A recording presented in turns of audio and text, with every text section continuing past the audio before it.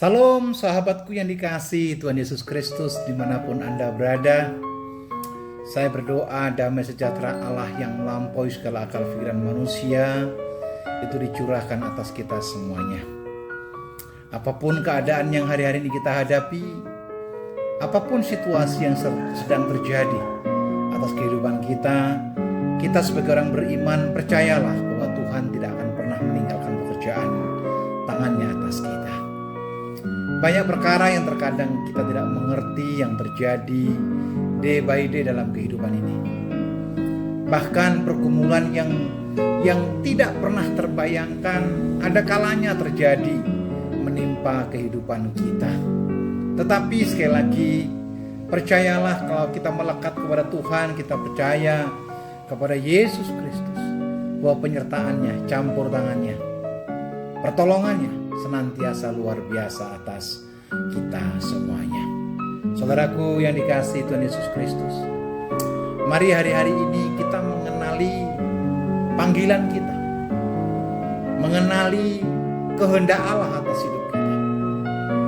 Saya percaya setiap kita, siapapun Anda, pasti punya tujuan hidup, punya panggilan hidup, punya prioritas atau skala prioritas yang kita kerjakan. Tetapi apapun prioritas, apapun tujuan hidup kita, hari-hari ini hendaklah kita selaraskan dengan kehendak Tuhan. Sebab ketika kehendaknya itu hidup atas hidup kita, jalannya kita hidupi dalam kehidupan kita. Sekalipun jalan berliku, sekalipun jalan menanjak, sekalipun jalan terkadang seperti berputar arah, tapi kalau Tuhan yang menuntun, pasti tujuannya adalah luar biasa. Nah, hari ini saya akan sampaikan satu renungan singkat yang terambil daripada satu surat Petrus yang luar biasa, yang ini menginspirasi bagi setiap orang Kristen, setiap orang percaya, setiap orang yang menyerahkan hidupnya kepada Yesus.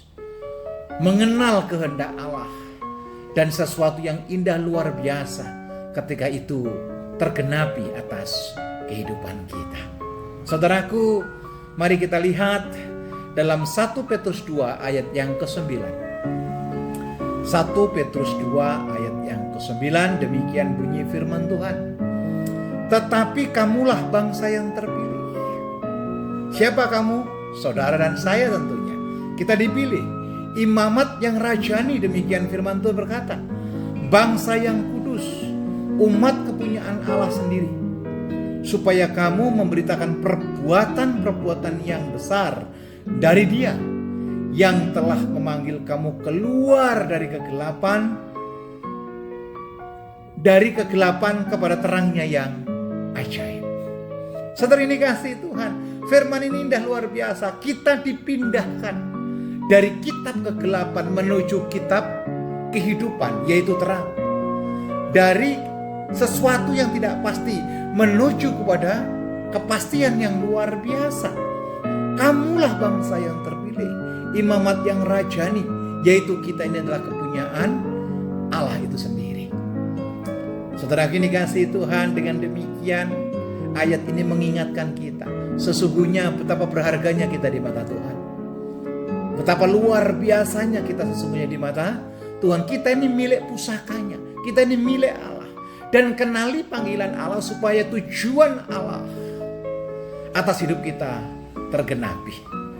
Mungkin ada di antara kita ada di posisi lingkungan yang tidak kondusif, lingkungan yang tidak menguntungkan, lingkungan yang tanda kutip tidak banyak orang-orang percaya. Tetapi firman tadi sekali lagi mengingatkan kita supaya kita memberitakan perbuatan-perbuatan yang besar daripada Yesus yang telah memilih kita. Amin. Saudara yang dikasihi Tuhan Yesus Kristus, saya berdoa hari-hari ini kekristenan kita, iman kita semakin bergairah di hadapan Tuhan. Situasi boleh tidak baik, masalah boleh ada, mungkin kesehatan juga mungkin tidak prima. Tapi dengar baik, Allah yang berfirman adalah Tuhan yang tidak pernah ingkar janji. Allah yang berfirman adalah Allah yang tetap memegang janji firman-Nya. Selamat beraktivitas, bergairah di dalam Tuhan, tetap meraih janji-janji Tuhan. Dan sepanjang tahun 2024, saudara dan saya akan dipakai, diberkati, bahkan berkenan di dalam nama Tuhan. Terima kasih, Tuhan Yesus memberkati. Shalom.